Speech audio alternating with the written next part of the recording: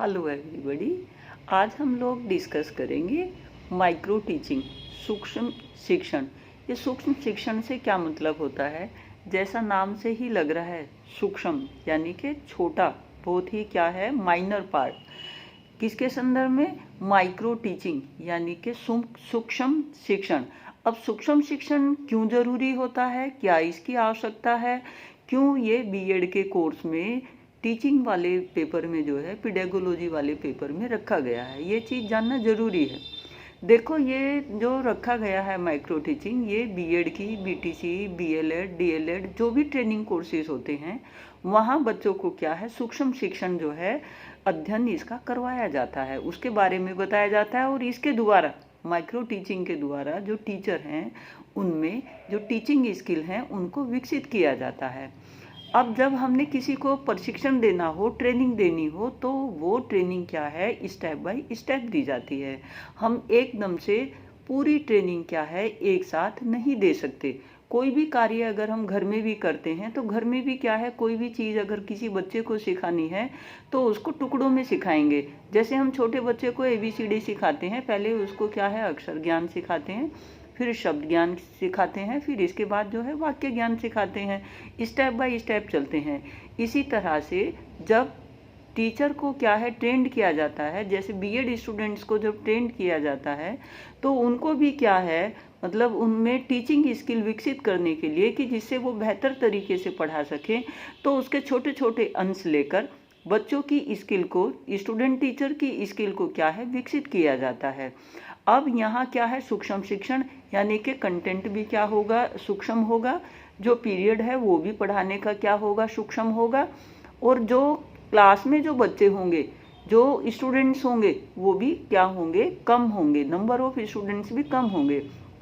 अब ये micro teaching से मतलब क्या हुआ, जो माइक्रो टीचिंग वाला है, माइक्रो टीचिंग यानी कि सूक्ष्म शिक्षण देना, पढ़ाना। अब ये जो सबसे पहले जो दिया था माइक्रो टीचिंग वाला कंसेप्ट, ये सबसे पहले DW एलन ने दिया था। DW एलन जो थे, स्टैनफोर्ड यूनिवर्सिटी से रिलेटेड थे, वहाँ ये प्रोफेसर थे, और इन्होंने क्या है, 1960 से लेकर 1967 तक माइक्रो टीचिंग के ऊपर क्या है, अध्ययन किया, और अपने जो है स्टेटमेंट दिए कि जब हमने किसी को ट्रेंड करना हो, टीचर को, स्टूडेंट टीचर को एज ए टीचर विकसित करना हो, तो हमें क्या है, उनको कोई कला सिखाने के लिए, स्किल विकसित करने के लिए, उनके व्यवहार में छोटे छोटे जो हैं, स्टेप बाय स्टेप चीज़ों को विकसित करने का प्रयास करना चाहिए, जिससे क्या है, जो स्किल डेवलपमेंट है वो बेहतर तरीके से हो सके। तो एग्ज़ाम में आपके CTET वगैरह में पूछ लिया जाता है कि आपका माइक्रो टीचिंग वाला जो कंसेप्ट है, वो आउटसाइड इंडिया जो दिया था, DW एलन ने दिया था 1960 में, बट इंडिया में जो दिया गया था, इंडिया में जो ये कंसेप्ट दिया गया था, ये 1967 में दिया गया था। और DD तिवारी जो थे इसके जनक थे, जिन्होंने जो है इस चीज़ को इंडिया में इंट्रोड्यूस किया था। DD तिवारी, जो अदर कंट्रीज हैं वहाँ से DW एलन ने दिया था, और इनके 5-6 और इनके जो है साथ काम करने वाले थे, उन्होंने भी क्या है, इसमें अपना कंट्रीब्यूशन किया था एलन के साथ। बट मेन कंट्रीब्यूशन जो माइक्रो टीचिंग में आता है, वो एलन का आता है, DW एलन। अब ये जो हमारा कंटेंट होता है माइक्रो टीचिंग में, इसमें क्या होते हैं, हम हर चीज़ को क्या है, रिड्यूस कर लेते हैं, स्केल डाउन कर लेते हैं। कहीं भी अगर आपके ऑब्जेक्टिव टाइप क्वेश्चन आते हैं और उसमें रिड्यूस टीचिंग लिखा हुआ आता है और स्केल डाउन लिखा आता है कि वो किस तरह की होगी, तो वहाँ आप टिक करेंगे micro teaching. Micro teaching, simulation teaching, ये क्या है, दोनों तीनों बातें सेम हैं, इनमें कोई अलग जो है डिफरेंस नहीं है।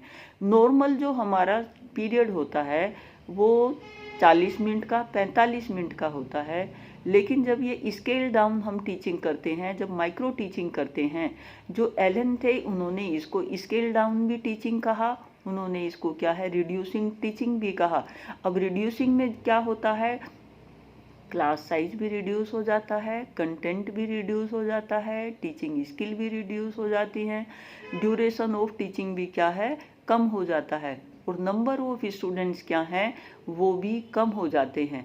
अब ये करवाना क्यों ज़रूरी है, क्योंकि जब हम बच्चों के व्यवहार में कोई स्किल विकसित करते हैं तो एक दफ़ा में क्या है, सारी स्किल विकसित नहीं की जा सकती। तो ये सीखने के क्या है, तरीके होते हैं जिससे हम उनके व्यवहार को एज ए टीचर अच्छे से जो है विकसित कर सकें। क्योंकि हम जैसे एक स्किल में निपुण हो जाते हैं, एक स्टेप सीख जाते हैं, इसके बाद क्या है, बच्चों को सेकंड स्टेप की तरफ क्या है